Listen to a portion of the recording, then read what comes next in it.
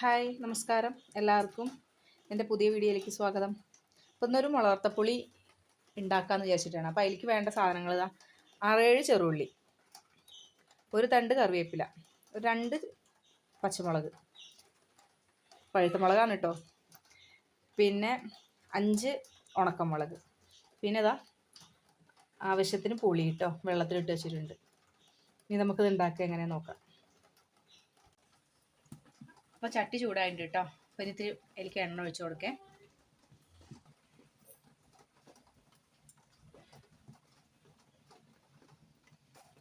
എണ്ണ ചൂടാവട്ടെ കേട്ടോ. എന്നിട്ട് കടുകിടാം. ഇനി കടുകിട്ട് കൊടുക്കാം കേട്ടോ. എണ്ണ ചൂടായിട്ടുണ്ട്. അതൊന്ന് പൊട്ടട്ടെ കേട്ടോ. അപ്പോൾ കടുക് പൊട്ടിയിട്ടുണ്ട് കേട്ടോ. അപ്പോൾ ഞാൻ ഈ 2 മണി ഉലുവ ഇട്ട് കൊടുക്കണ്ട കേട്ടോ. ഇനി ഉണക്കമുളക് ഇട്ട് കൊടുക്കാം.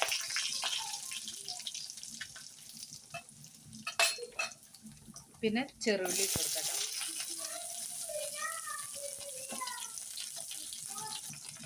ഈ പച്ചമുളക് ഇട്ട് കൊടുക്കേ. ആ ഒരു തണ്ട് കറിവേപ്പില ഇട്ട് കൊടുക്കാം കേട്ടോ. നന്നായിട്ട് ഇളക്കി മൂത്ത് വരട്ടെ കേട്ടോ. മൂത്തിട്ട് കാണേ.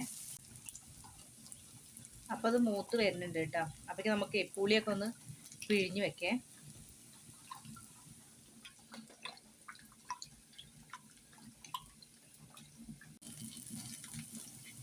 അപ്പോൾ ഇവിടെ ഉള്ളിയൊക്കെ നല്ലോണം മൂത്ത് വന്നിട്ടുണ്ട് കേട്ടോ. അപ്പോൾ ഞാനിവിടെ പുളി പിഴിഞ്ഞ് വെച്ചിട്ടുണ്ടായിരുന്നു. ഇനി അത് ഒഴിച്ചു കൊടുക്കാം കേട്ടോ.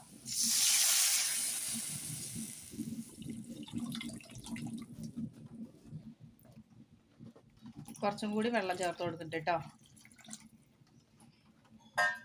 ഇനി ഇതിലേക്ക് ആവശ്യത്തിന് ഉപ്പിട്ട് കൊടുക്കുക. പിന്നെ കുറച്ച് മഞ്ഞൾപ്പൊടി ഇട്ട് കൊടുക്കുക കേട്ടോ.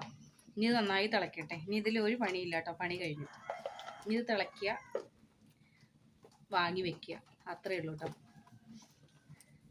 ഇത് നല്ല എന്താ പറയുക കോമ്പിനേഷൻ എന്ന് പറഞ്ഞു കഴിഞ്ഞാൽ ചോറിൻ്റെ കൂടെ ഇതും പിന്നെ മാന്തൾ വറുത്തതും കൂർക്കൊപ്പേരി ഇടിച്ചക്കൊപ്പേരി അങ്ങനെയൊക്കെ ആണ് കേട്ടോ അതിൻ്റെ കോമ്പിനേഷൻ. ഇത് കഴിക്കാത്തവരും ഉണ്ടാക്കാത്തവരും ആരും ഉണ്ടാവില്ല. എന്നാലും അറിയാത്തവർക്ക് വേണ്ടിയിട്ട് ഞാൻ എന്തായാലും ഇതിവിടെ ഉണ്ടാക്കുന്നുണ്ട്. അപ്പോൾ ഞാനൊരു വീഡിയോ എടുക്കാമെന്ന് വിചാരിച്ചു, അത്രയേ ഉള്ളൂ. അപ്പോൾ അറിയുന്നവർ ഇത് കഴിച്ചവരായിട്ടുണ്ടെങ്കിൽ ഒന്ന് കമൻറ്റ് ചെയ്യുക കേട്ടോ. അറിയാത്തവരുണ്ടെങ്കിൽ ഇതൊന്ന് ട്രൈ ചെയ്തിട്ട് അഭിപ്രായം എന്താണെന്നുള്ളത് പറയാം.